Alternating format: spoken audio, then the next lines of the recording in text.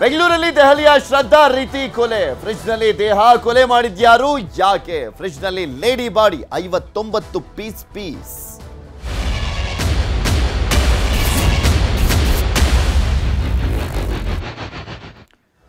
ಇಡೀ ಕರ್ನಾಟಕವನ್ನ ಬೆಚ್ಚಿ ಬೀಳಿಸಿದಂತ ಪ್ರಕರಣ ಇದು. ಬೆಂಗಳೂರಿನಲ್ಲಿ ಮಹಿಳೆಯ ಬರ್ಬರ ಹತ್ಯೆ ಪ್ರಕರಣಕ್ಕೆ ಸಂಬಂಧಪಟ್ಟಂತೆ ದೇಹವನ್ನ ಫ್ರಿಡ್ಜ್ ನಲ್ಲಿ 59 ಪೀಸ್ ಮಾಡಿ ಇಟ್ಟಿದ್ದ ಹಂತಕ.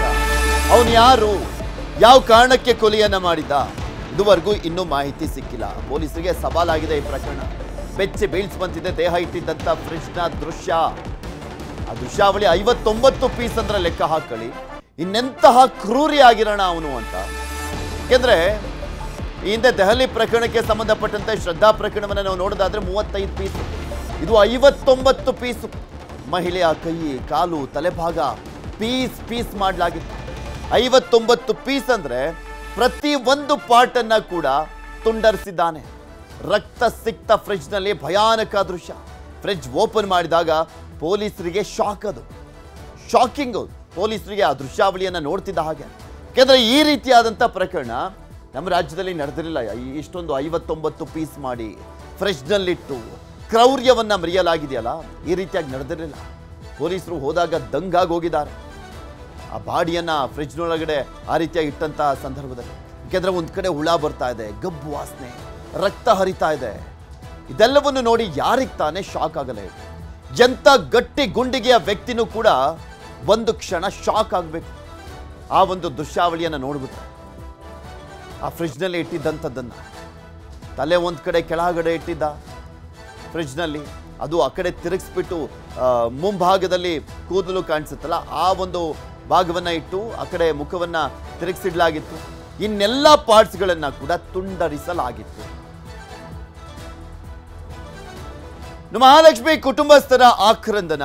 ಬೋರಿಂಗ್ ಆಸ್ಪತ್ರೆ ಬಳಿ ಪತಿ, ತಂಗಿ, ತಾಯಿ ಕಣ್ಣೀರನ್ನ ಹಾಕ್ತಾ ಇದ್ದಾರೆ.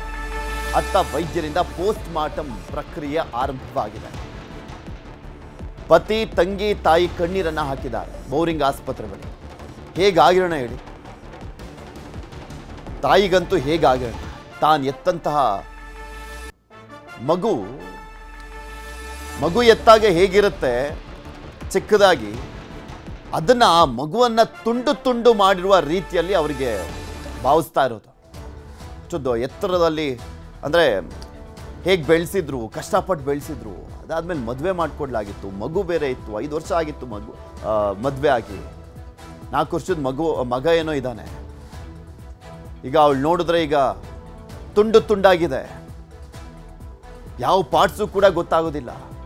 ತುಂಬ ಹೀನಾಯವಾಗಿ, ಬರ್ಬರವಾಗಿ, ಭೀಕರವಾಗಿ, ಭೀಭತ್ಸವಾಗಿ ಕೊಲೆಯನ್ನು ಮಾಡಲಾಗಿದೆ. ಆ ತಾಯಿಗೆ ಸಂಕಟ ಹೇಗಾಗಿರೋಣ. ಜೊತೆಲಿ ಬೆಳೆದಂಥ ತಂಗಿಗೂ ಕೂಡ ಅಷ್ಟೇ. ತನ್ನ ಅಕ್ಕ ಈ ರೀತಿಯ ಕೊಲೆ ಆಗಿದ್ದಾಳೆ ಅಂತ ಆ ದೃಶ್ಯಾವಳಿಯನ್ನು ನೋಡುವಂಥ ಸಂದರ್ಭದಲ್ಲಿ ಆಘಾತ ಅವರಿಗೆ. ಅತ್ತ ವೈದ್ಯರಿಂದ ಪೋಸ್ಟ್ ಮಾರ್ಟಮ್ ಪ್ರಕ್ರಿಯೆ ಆರಂಭ ಮಾಡಲಾಗಿದೆ. 59 ಪೀಸ್ ಅಲ್ವಾ, ಒಂದೊಂದು ಪೀಸಿಗೂ ಕೂಡ ನಂಬರನ್ನು ಹಾಕಿ ಪೋಸ್ಟ್ ಮಾರ್ಟಮ್ ಅನ್ನು ಮಾಡಲಾಗ್ತಾ ಇದೆ. ಹೇಗಾಗಿರೋಣ ಪಾಪ ಪೋಸ್ಟ್ ಮಾರ್ಟಮ್ ಮಾಡುವಂಥವ್ರಿಗೂ ಆದರೂ, ಪೊಲೀಸರಿಗೂ ಕೂಡ ಅಷ್ಟೇ. ಇದೊಂದು ಬಿಗ್ಗೆಸ್ಟ್ ಚಾಲೆಂಜ್ ಪೊಲೀಸರಿಗೀಗ.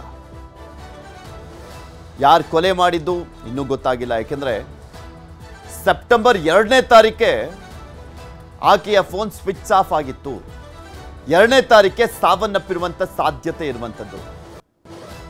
2ನೇ ತಾರೀಕೆ ಸಾವನ್ನಪ್ಪಿದ್ದಾರೆ ಅಂದರೆ 19 ದಿನ ಆದ ಬಳಿಕ ಗೊತ್ತಾಗಿರೋದು. ನಿನ್ನೆ 19 ದಿನ ಆದ ಬಳಿಕ ಅಲ್ಲಿ ಬಾಡಿ ಇರೋದು ಗೊತ್ತಾಗಿದ್ದು.